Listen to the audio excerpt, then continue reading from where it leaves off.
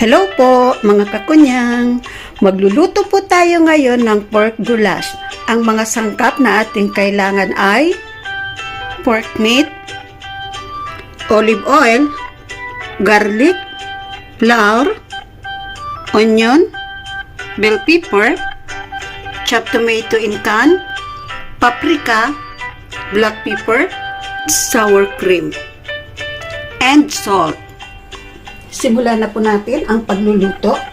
Una po ilalagay natin ang olive oil.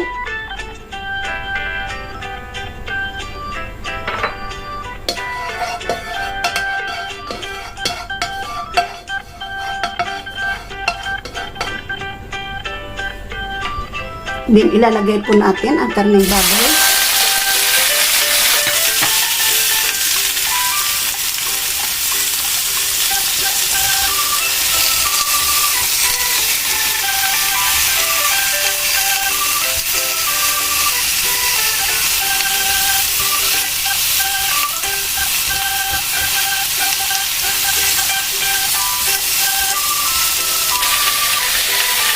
Iba-brown po natin ang baboy.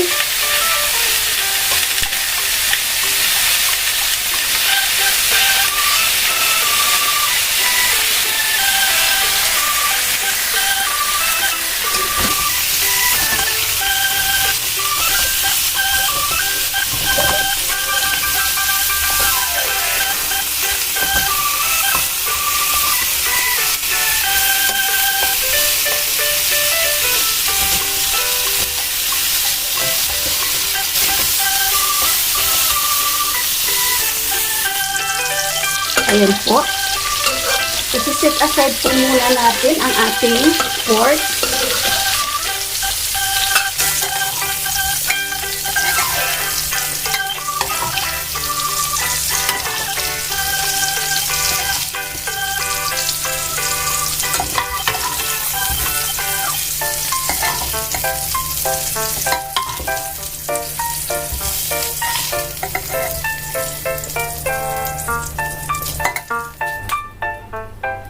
Ngayon po ilalagay natin ang onion.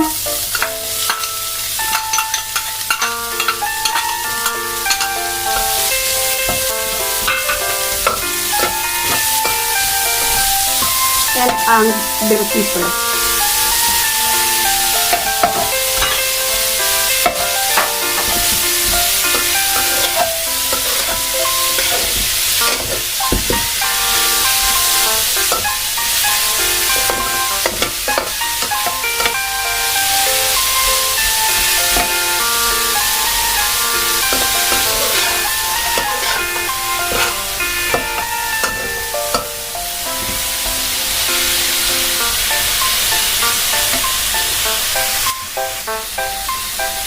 Ngayon po, ilalagay natin ang garlic.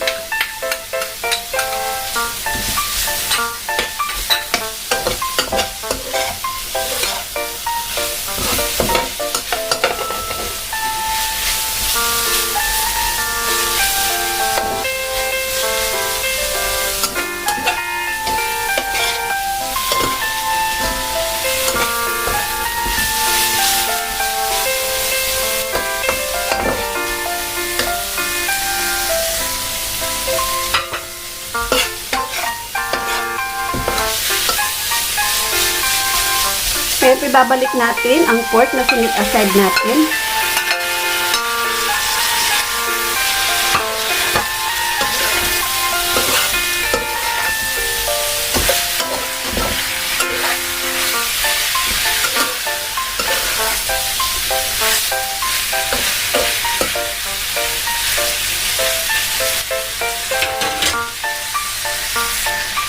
And paglalagay po tayo ng paprika, 1 tablespoon.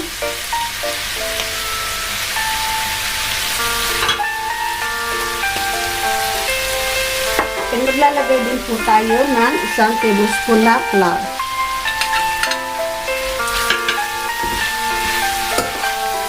Stir po natin siya.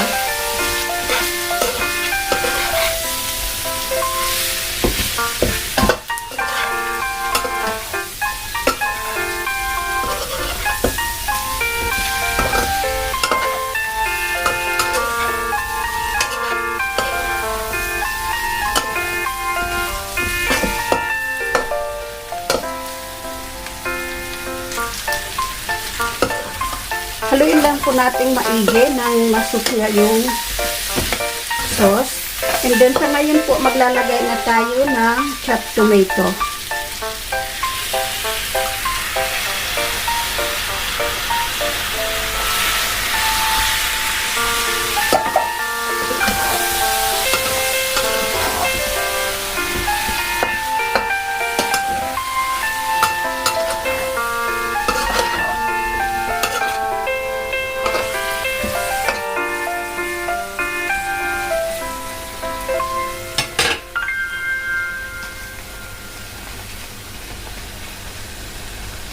Maglalagay na din po tayo ng asin.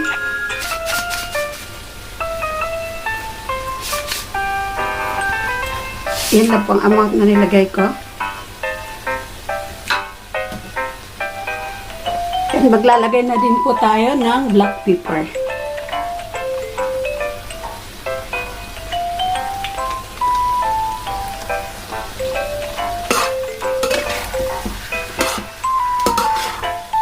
Stir lang po natin siya.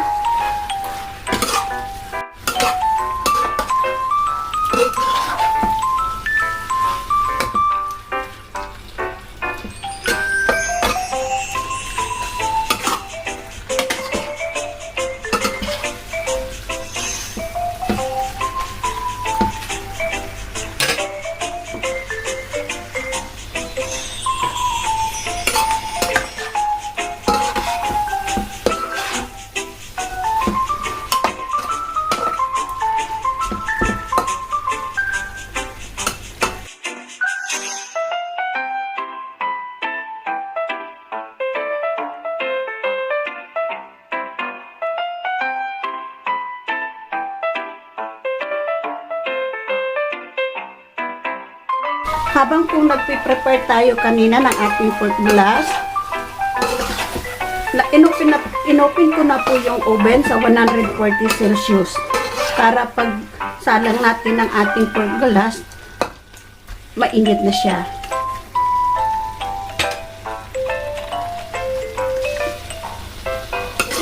Ayan, ready na po ang ating pork goulash. Ita-transfer na po natin siya sa oven tray.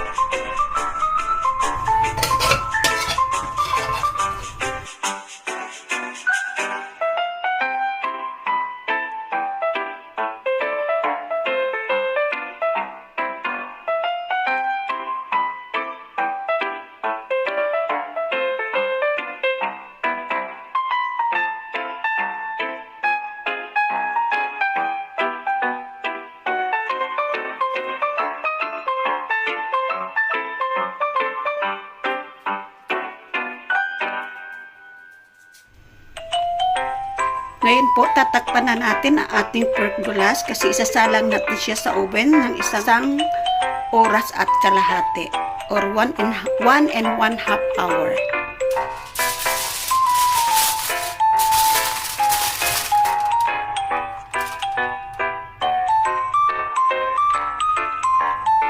Ngayon po, ilalagay na natin sa oven ang ating pork goulash.